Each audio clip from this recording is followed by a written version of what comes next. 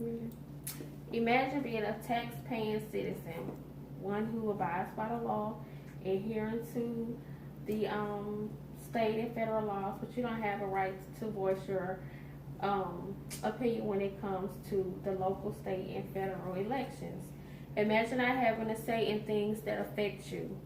That's the reality of many people who have once made bad choices, paid their debts to society, re-entered the world. That's what they had to face. Disenfranchisement is to deprive of a legal right or some privilege of immunity. In the state of Mississippi, if a person is convicted of a certain crime, he or she may not be able to vote after their debt is paid to society. Does it seem fair? Some may say it's fair, some may say it isn't. After this speech, I hope that you will gain an understanding of how this isn't constitutional. I will explain how unlawful it is to prohibit someone from voting in the world that they live in. For example, in the 2016 election in November, over 200,000 people were felons who served their time, and they were unable to vote. Over 200,000 people. The 200,000 people who reside, of many, this is, they work, they pay their taxes, they file their taxes, but they weren't able to vote in 2016 because of having a felony. We are talking that many people in one of the most impoverished states in this country was unable to vote. Their voice could have made a change with the ordinance or with a public official that's being elected. It just could have made a change in the place where they live, and it could have had an effect on a decision that would be made concerning their way of life.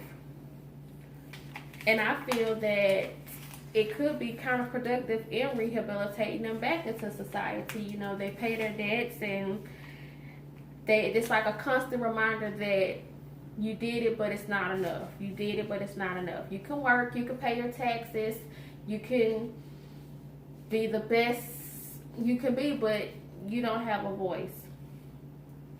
And some may ask, well, why should they be given a second chance to vote if they committed a felony? Well, my answer to those will be that no one is perfect. We all have made mistakes and will continue throughout life. Some of us are striving for perfection. Some may think we are perfect, and others may just be existing. However, no one is perfect. Now, especially if you are of the Christian faith, you know that forgiveness of your brother is very important. Another thing is, of 38 states do allow for felons to, when they serve their time, for their rights to be given back to them to vote. Of the remaining states, Mississippi is one of them that does not allow, which some states allow. Some states, of the 38 states, 2 of those states, you never lose your right to vote. So Mississippi is one of the few that does not allow you to vote once you become a felon. When I discovered that a person can never be given the opportunity to vote, for their voice to be heard once they've paid their debt to society, it burdened me. It burdened me because it takes a great deal of determination and drive for someone who have been incarcerated to re-enter the world, to face the struggles, to soar above the judgments of others, to have the courage to reapply to workforce, to re-enter it after being turned down, and to all of that, to not have the opportunity to vote. How could you expect for someone to re-enter the world, to re-enter society, and become a citizen, and not have the right to vote, to fully be treated as one? Yet they're expected to pay the same price as it is for the next person to live under the same laws as the next person. How much of a reminder is it of what you have done Then for every election term, every presidential election, every mayoral election, city council is sure for you to not be able to vote.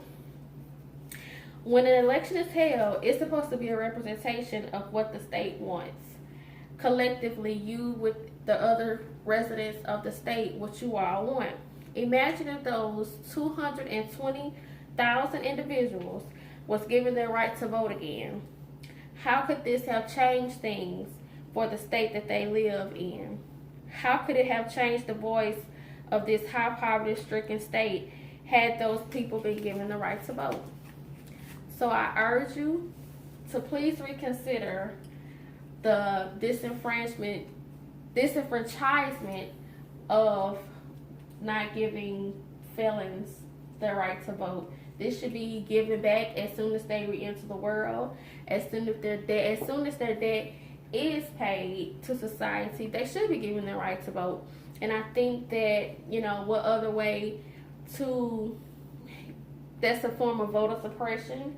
You're not, as stated earlier, they are working. A lot of them come out of jail, overcome many things to constantly be reminded of what you did. How many times have you done something, just think, how would you feel if you did it, you were punished, you did your dues, and you have to constantly be reminded of what you did years and years and years down the road. So again, I urge you to abolish this portion of the Constitution and reinstate voters' rights as after their time has been served. Thank you.